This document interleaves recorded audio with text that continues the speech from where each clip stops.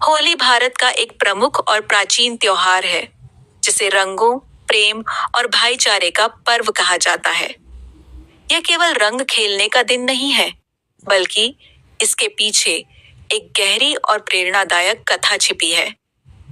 यह कथा हमें सच्ची भक्ति, विश्वास और बुराई पर अच्छाई की विजय का संदेश देती है। बहुत समय पहले एक असुर राजा था, जिसका नाम हिरण्यकशिपु था। वह बहुत शक्तिशाली और घमंडी था।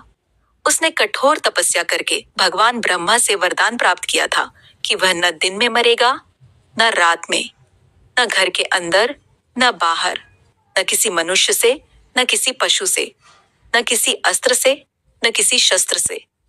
इस वरदान के कारण वह स्वयं को अजेय समझने लगा। धीरे धीरे उसका अहंकार इतना बढ़ गया कि उसने अपने राज्य में यह आदेश दे दिया कि कोई भी भगवान की पूजा नहीं करेगा, केवल उसी की पूजा की जाएगी। जो भी उसकी बात नहीं मानेगा, उसे कठोर दंड दिया जाएगा।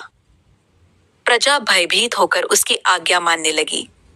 लेकिन हिरण्यकशिपु का अपना पुत्र प्रहलाद भगवान विष्णु का परम भक्त था। बचपन से ही प्रहलाद के मन में भगवान के प्रति अटूट श्रद्धा थी। वह हर समय नारायण नारायण का नाम जपता रहता था। यह बात हिरण्यकशिपु को बिल्कुल पसंद नहीं थी। उसने कई बार अपने पुत्र को समझाया कि वह विष्णु की भक्ति छोड़ दे और उसकी पूजा करे, लेकिन प्रहलाद ने साफ मना कर दिया। क्रोधित होकर हिरण्यकशिपु ने प्रहलाद को मारने की कई योजनाएं बनाई। कभी उसे ऊंचे पहाड़ से गिरवाया गया, कभी विषैले सर्पों के बीच डाला गया, कभी हाथियों से कुचलवाने की कोशिश की गई। लेकिन हर बार भगवान विष्णु की कृपा से प्रहलाद सुरक्षित बच गया। उसकी भक्ति अडिग रही। जब सभी प्रयास विफल हो गए, तब हिरण्यकशिपु ने अपनी बहन होलिका को बुलाया। होलिका को वरदान प्राप्त था कि वह अग्नि में नहीं जलेगी। योजना बनाई गई कि होलिका प्रहलाद को अपनी गोद में लेकर अग्नि में बैठेगी, जिससे प्रहलाद जलकर भस्म हो जाएगा और होलिका सुरक्षित बच जाएगी। निर्धारित दिन पर विशाल चिता तैयार की गई। प्रजा एकत्रित हुई। होलिका प्रहलाद को गोद में लेकर अग्नि में बैठ गई। प्रहलाद ने भयभीत होने के बजाय भगवान विष्णु का स्मरण किया। आग प्रज्वलित हो उठी। कुछ ही समय में चमत्कार हुआ। होलिका जलकर भस्म हो गई, जबकि प्रहलाद सुरक्षित बाहर निकल आया।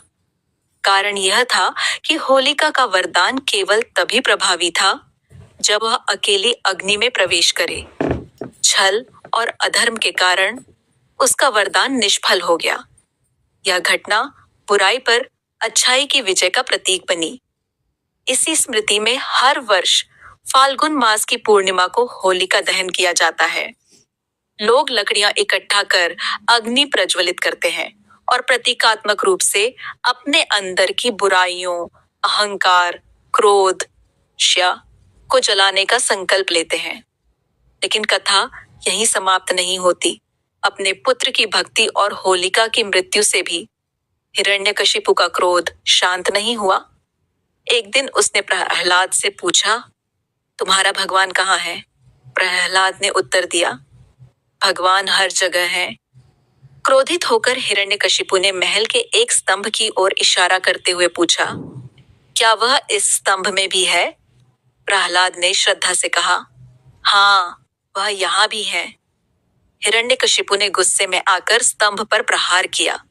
तभी उस स्तंभ से एक अद्भुत रूप प्रकट हुआ, आधा मनुष्य और आधा सिंह। यह भगवान विष्णु का अवतार नरसिंह था। उन्होंने संध्या समय न दिन न रात महल की दहलीज पर, न अंदर न बाहर, अपने नाखूनों से न अस्त्र न शस्त्र हिरण्यकशिपु का वध किया। इस प्रकार ब्रह्मा के वरदान की शर्तें भी पूरी रहीं और अधर्म का अंत भी हुआ। प्रहलाद की सच्ची भक्ति और अटूट विश्वास ने यह सिद्ध कर दिया कि ईश्वर अपने भक्तों की रक्षा अवश्य करते हैं। होली का त्योहार हमें यही संदेश देता है कि चाहे परिस्थितियां कितनी भी कठिन क्यों न हो, यदि हमारे मन में सच्चाई और विश्वास है तो अंततः विजय हमारी ही होगी। होलिका दहन के अगले दिन रंगों की होली खेली जाती है। लोग एक दूसरे को रंग और गुलाल लगाकर प्रेम, सौहार्द और भाईचारे का संदेश देते हैं। पुरानी कटुता भूलकर गले मिलते हैं। यह दिन हमें सिखाता है कि जीवन में रंगों की तरह विविधता और खुशी होनी चाहिए। इस प्रकार होली केवल एक उत्सव नहीं, बल्कि आस्था, भक्ति और नैतिकता का प्रतीक है। यह हमें याद दिलाती है कि अहंकार और अन्याय का अंत निश्चित है और सत्य, प्रेम तथा भक्ति की हमेशा जीत होती है। यही कारण है कि भारतवर्ष में होली को बड़े उत्साह और श्रद्धा के साथ मनाया जाता है।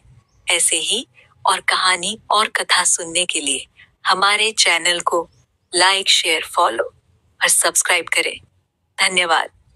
आपका दिन शुभ हो, मंगलमय हो।